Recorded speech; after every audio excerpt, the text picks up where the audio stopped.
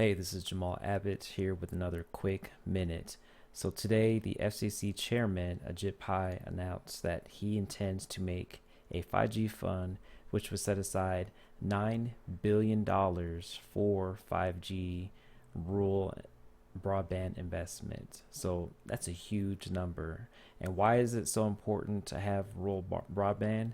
It's because that these are areas that are underserved. They typically don't have the best connections when it comes to phone and internet service, but they're missing out on this opportunity that we all enjoy, which is reliable, fast broadband services, which has changed the game and changed all of our lives.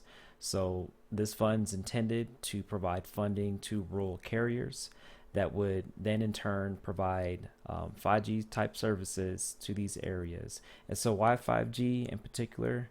Mainly because 5G has the potential of providing an economic way to deliver access to internet services. So one of the biggest hiccups today with rural broadband is that it's so expensive to dig lines up, to run cables in these areas where there's not so many people.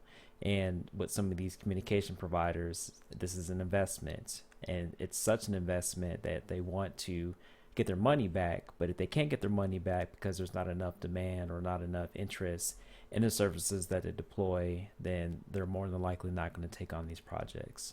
So the FCC is looking to make this fund possible, and if this does go through, which I think it will, then we're looking at more ways to fix this problem of the digital divide, which is one of the main goals of the FCC out here in the United States, is to close this gap and then for allow these opportunities to be present for people in rural communities.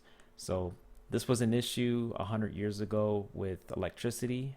We had this problem where it was important to get electricity out to all the homes in the United States, and they got it fixed.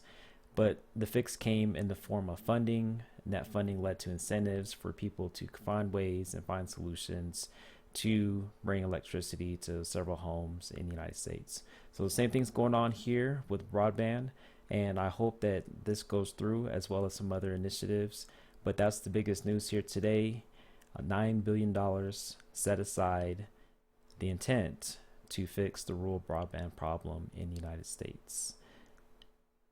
I'm Jamal Abbott. Thanks for tuning in, and I'll talk to you soon.